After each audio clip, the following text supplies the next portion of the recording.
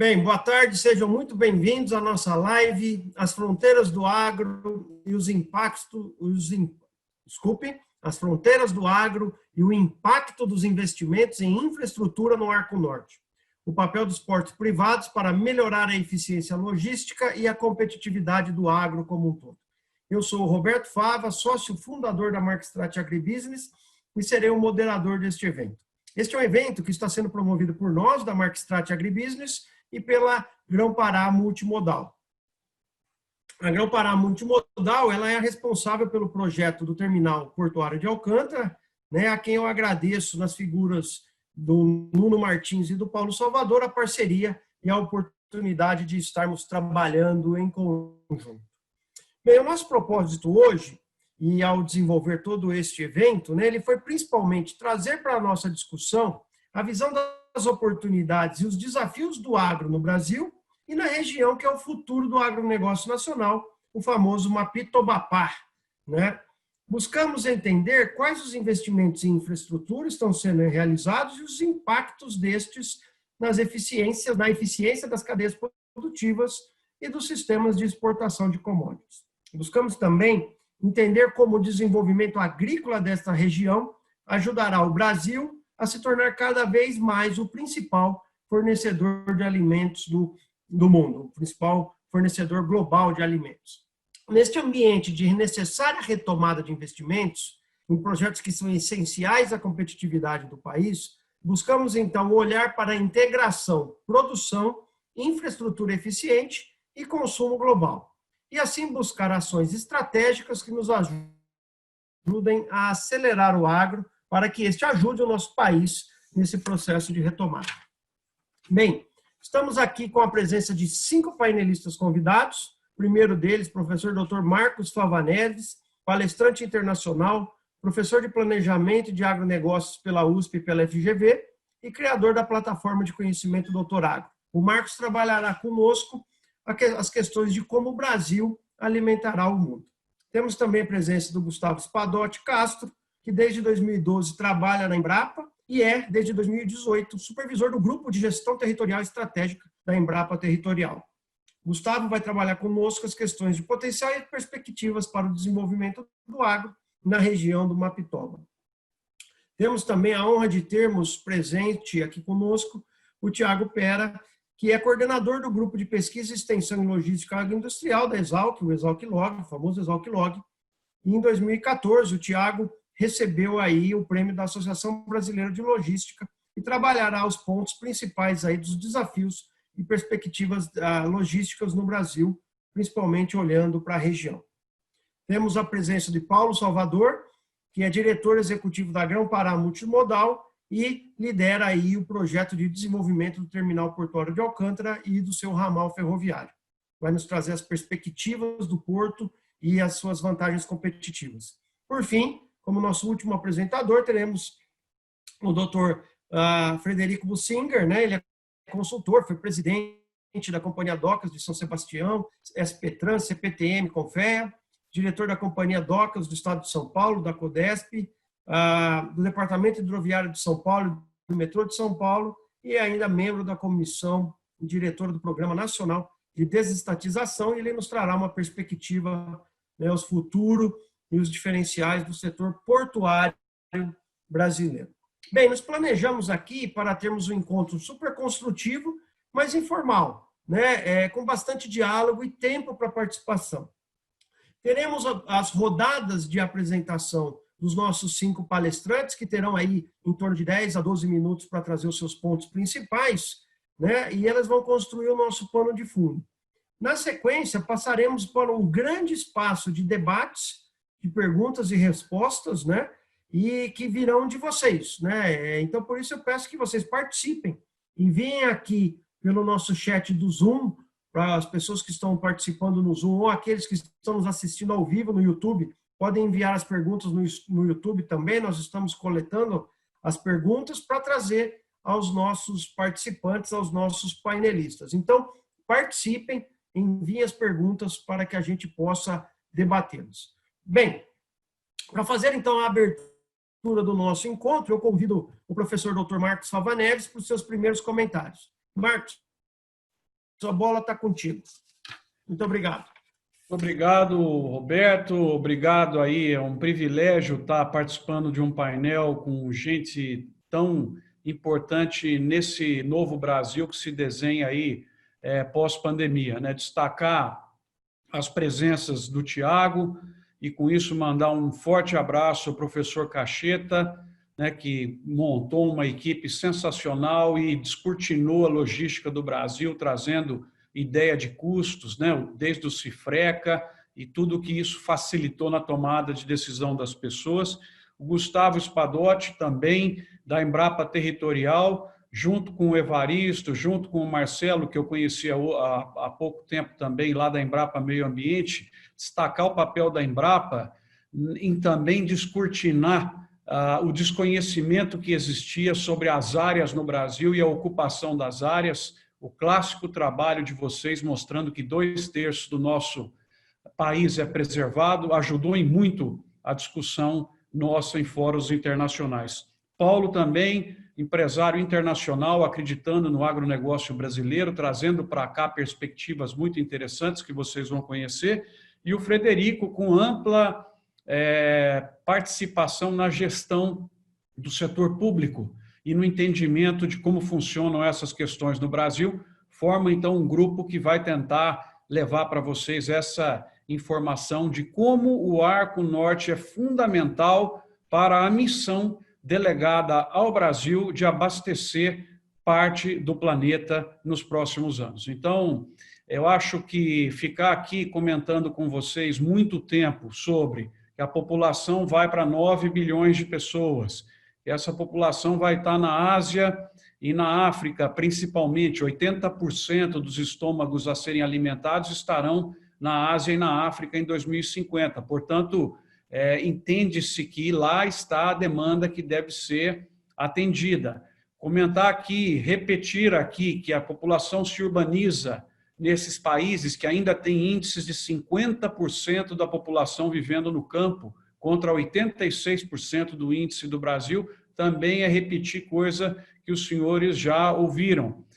Voltar a comentar aqui o crescimento que vem tendo a Ásia e a África, e falando aqui num cenário antes e pós-pandemia. Não vamos nos ater agora à questão da conjuntura, que não é esse o objetivo. Nós estamos falando estruturalmente, os próximos 5, 10 anos.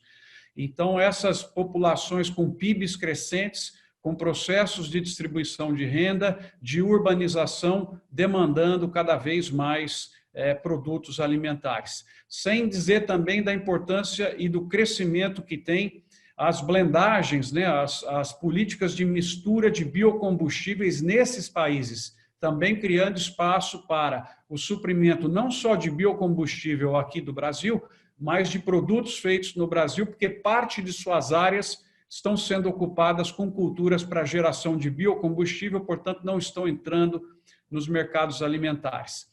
Fora isso, um trabalho extremamente relevante do nosso Ministério no sentido de abertura de mercados ao Brasil, acelerado no período agora de pandemia, em virtude de interrupções que existiram em cadeias de suprimento e as oportunidades que abriram aqui ao Brasil. Então, esse é o pano que está aí desenhado, que me leva a apostar num cenário onde o Gustavo pode trazer mais dados aqui, mas o Brasil provavelmente vai ter que agregar em torno de 10 a 15 milhões de hectares adicionais na sua produção de grãos para poder suprir essa demanda que está aí colocada. Podemos fazer isso de maneira extremamente sustentável e temos que fazer isso de uma forma competitiva. Então, eu só trouxe um quadro para compartilhar com vocês, que eu acho que é o mote da conversa do agronegócio brasileiro pós a pandemia, que mudou aí muitas coisas das nossas vidas,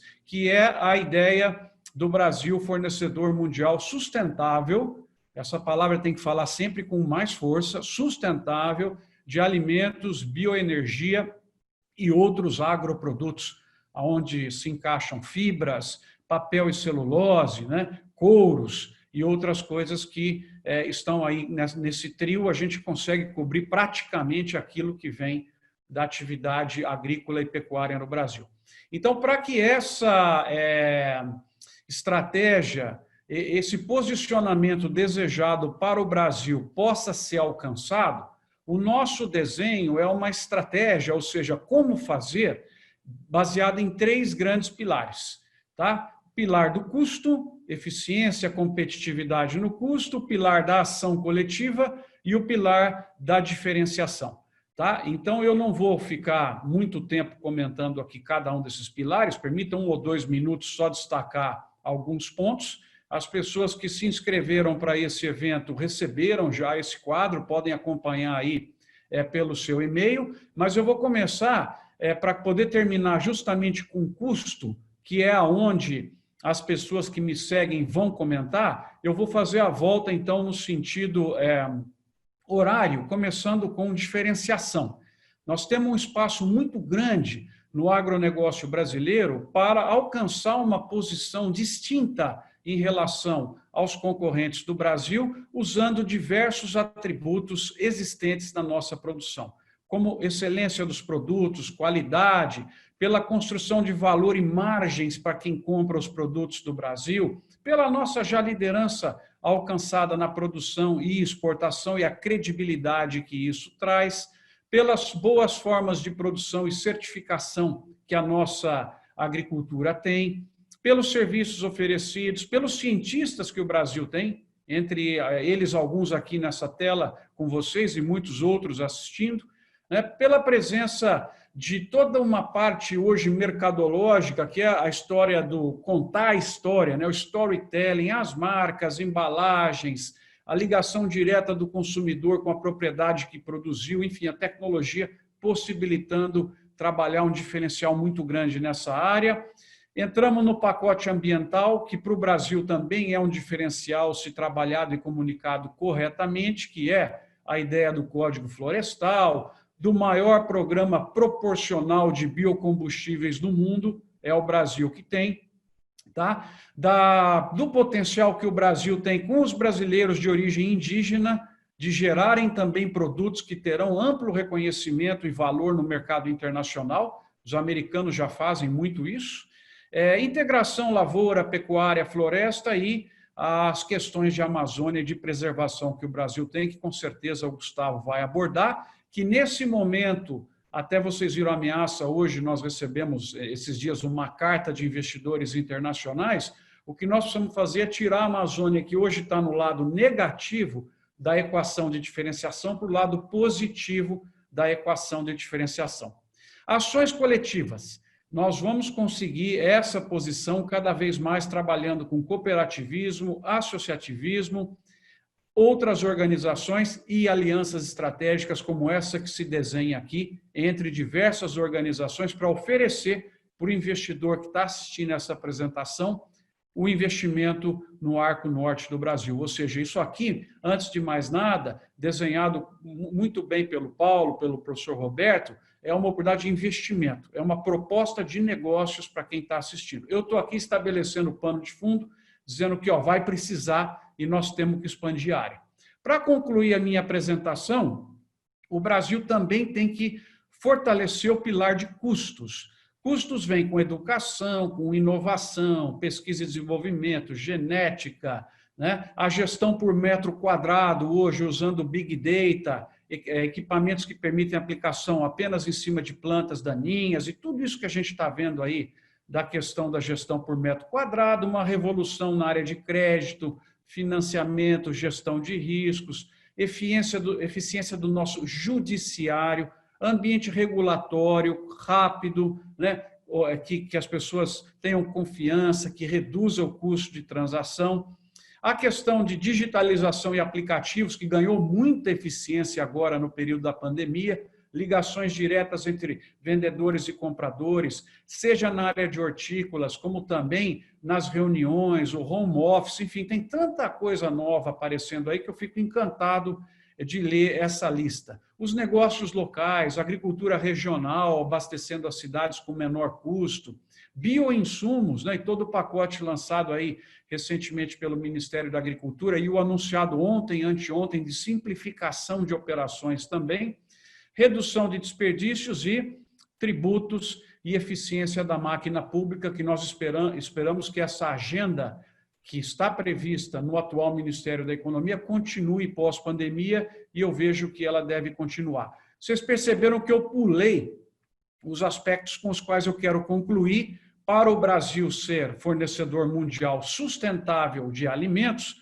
baseado no nosso triângulo, eu pulei a questão de infraestrutura e armazenagem e a questão de transporte e segurança. Por quê? Porque essas questões serão abordadas aqui com muita propriedade e o Brasil também tem um amplo espaço de crescimento para poder baratear. Nós já vimos quanto barateou com pavimentação, parece que hoje foi outra rodovia entregue pavimentada, e você tem um conjunto muito grande de obras em andamento, concessões que permitirão, na minha humilde leitura, que a logística, que sempre entrava na conta negativa do Brasil, ela possa, praticamente hoje já está quase neutralizando e possa vir a ser um ponto de vantagem competitiva sustentável do Brasil, até porque essa expansão se dará em direção ao Arco Norte, principalmente. Então, eu concluo aqui a minha fala, abrindo o caminho para os demais comentarem nas suas áreas, em cima dessa ideia de que está na nossa quadra e é talvez a única chance aberta para a sociedade brasileira em relevância mundial, que é ser o fornecedor de comida.